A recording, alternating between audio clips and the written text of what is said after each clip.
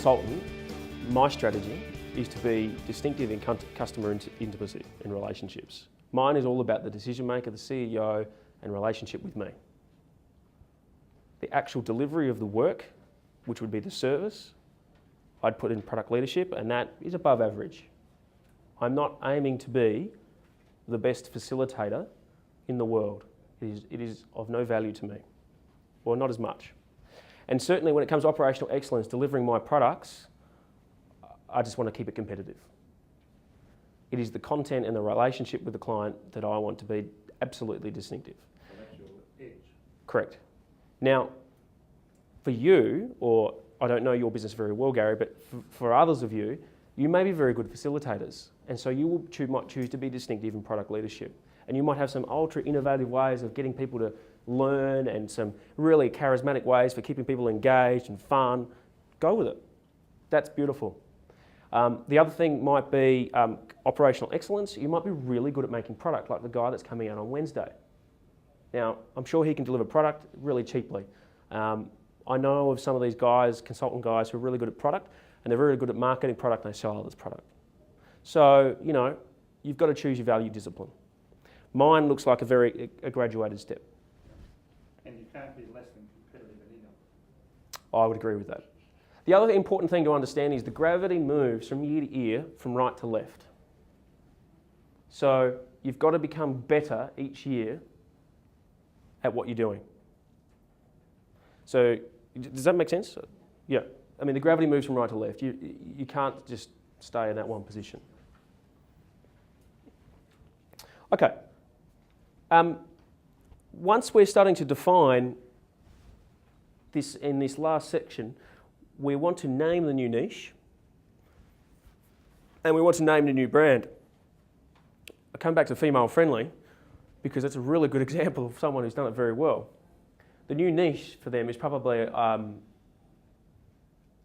someone give me any ideas? Female consulting? No, it's businesses who want to attract the female market. There you go. And it's probably the best example is mechanics. Yep. Who are often seen as, if you're a woman and you take your car in there, we'll rip you off. We won't talk to you because you won't understand what a car is anyway. So in 2 or 3 words, that would be? Being friendly to females. There you go. Female-friendly marketing. Female-friendly hiring. And the thing with it is you get a pink tick. So, you know, all these... And the next step down is naming the brand, and pink tick is the brand, and female-friendly is the brand of the company.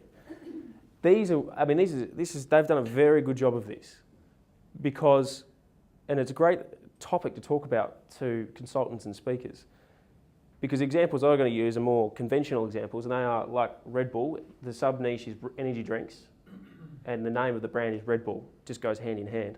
It's very attractive. Betfair, who I talked about earlier, Betfair is a betting exchange. These are a couple of characters in 99-2000 who saw the internet wave coming, and they said, why don't we set up a betting exchange, just like the share market, because that's a bit like gambling, and we'll just put 2 gamblers in touch with each other via the internet. That's what Betfair does. There is no bookie involved. They just take a cut.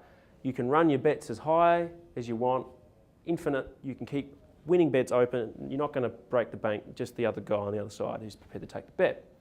And so this is what Betfair did. They set up a new niche called betting exchanges, and they named it Betfair. Really simple. What about this one? The Motorola TAC 8400. That was the first mobile phone by Motorola, and it tanked. Now, I'm not necessarily saying it was the name, but the name hardly tells you what they're doing, as opposed to, say, the iPhone. So these are just some naming conventions. For me, my business is Daniel Lott Consulting. It doesn't really brand what I do in strategy development or integrative consulting at all, but what it does, what I will brand is sub methodologies and sub interventions. So you might want to look at that. I think it's very good to try to, as speakers, to tie your name to what you do and have them as 2 separate brand entities.